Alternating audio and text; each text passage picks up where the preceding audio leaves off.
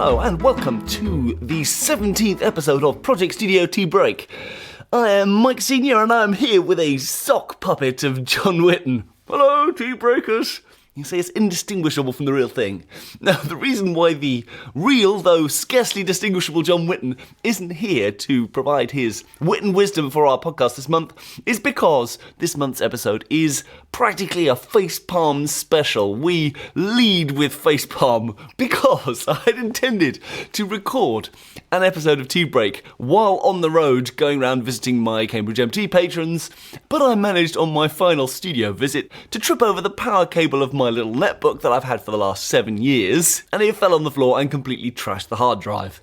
I have now managed to get a hold of a replacement computer system, but unfortunately not in time to catch the window of opportunity that John and I had laid out for recording this month's podcast. Never fear though, we will both be back for the October episode, truly gasping for our tea break which we've missed this month. In the meantime, however, I have just a couple of little holiday tidbits. The first is that while I was visiting one of my Cambridge MT site users, a member of the splendidly named ska band Scarface, he used a great little bit of terminology that I loved and I felt I had to share with all you tea breakers out there. You see, I was helping him to mix some live recordings that he'd done of the band. And we were using reverb, and it turned out that on this particular occasion we were applying reverb to kick drum and bass, which is quite unusual in a studio recording environment. But it was just the ticket in this situation. And one of the things he said was, well, you know, reverb, it's like bacon. And I said, what? How is reverb like bacon? He goes, well, you add it to anything and it tastes better. So I love that. So I think from now on, I'm going to call reverb audio bacon. And I think this might be the start of a whole themed animal-based terminology system. We've had oxtail filtering, we've now got audio bacon. Who knows, it'll be the frequency oysters or recording mustard.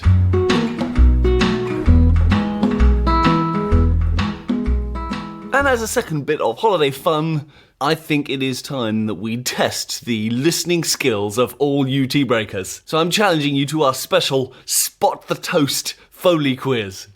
I'm going to play a selection of different toast Foleys that we've done for the podcast episodes so far. And I'm going to sneak the real toast Foley in amongst the list. Can you spot it? Are you a toast Foley connoisseur? Here goes.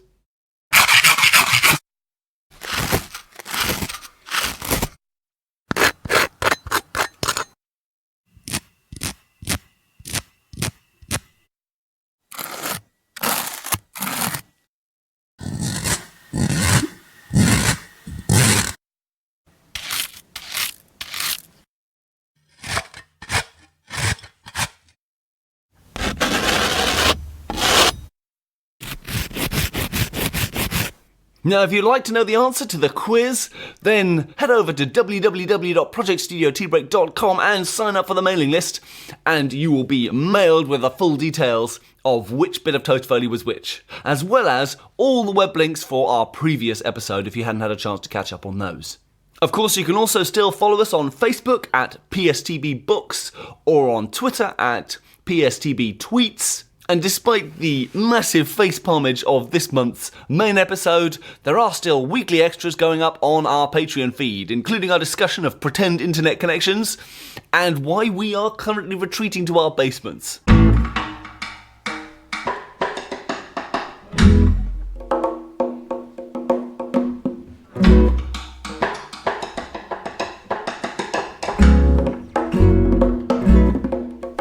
John has by no means been idle this month though, with his shows up in Edinburgh, but he has managed to find time to track down the elusive Miss T of Queen's English Sample Library fame for an exclusive Project Studio Tea Break interview. Over to you, John.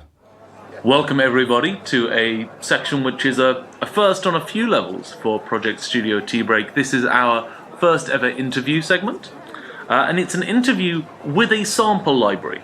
One that avid listeners will have heard us speak about before, Queen's English by Dark Side of the Tune. Queen's English, it's a pleasure to have you here. Who do you think you are? John Whitten. Who? Yeah, no, I'm one of the hosts of this podcast. Who's in charge here? Me? Well, Mike, normally, but he's not here right now, so me. I am. You are in charge? I am. I mean, surely as the interviewer, I've got some kind of authority. Absolutely not. Right, well, cracking on. For anyone who's not familiar with your body of work, you are a spoken word BDSM sound library, and I wonder, for the uninitiated, if you could give a broad stroke summary. What is BDSM? The anal insertion of a small animal. I beg your pardon? The No, anal sorry, I insertion. heard you. I just... Wait, as in, it goes in something or something? Now be careful. You are right, you're right. I don't need or want to know. We thought while we had you here, we could have you field some questions from our listeners. So we've put out the call, and let's see what we've got back.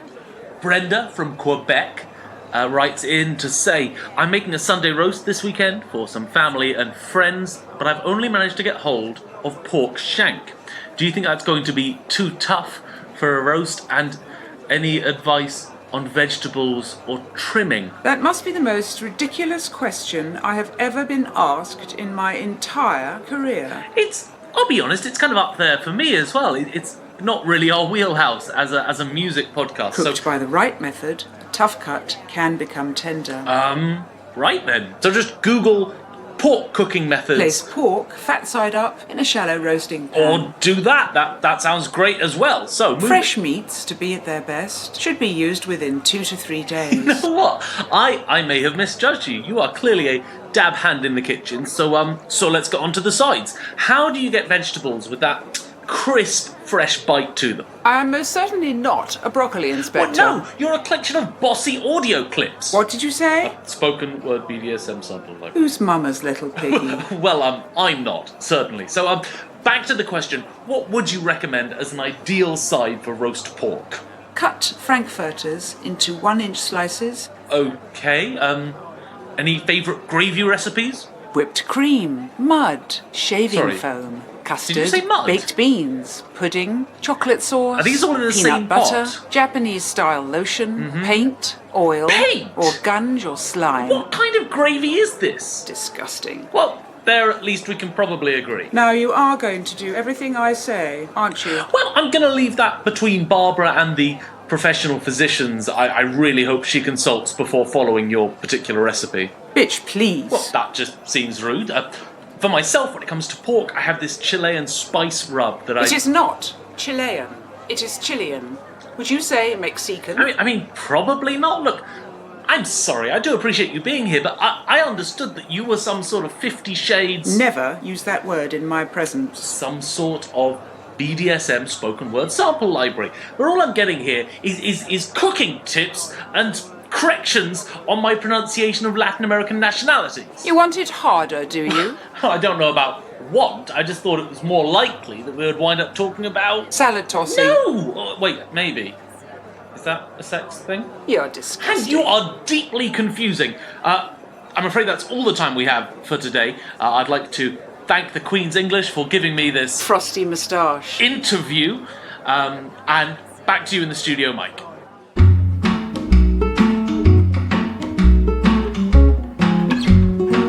That's all now for this month, so it's goodbye from me, and goodbye from John Whitten's sock puppet. Ta-da, pets!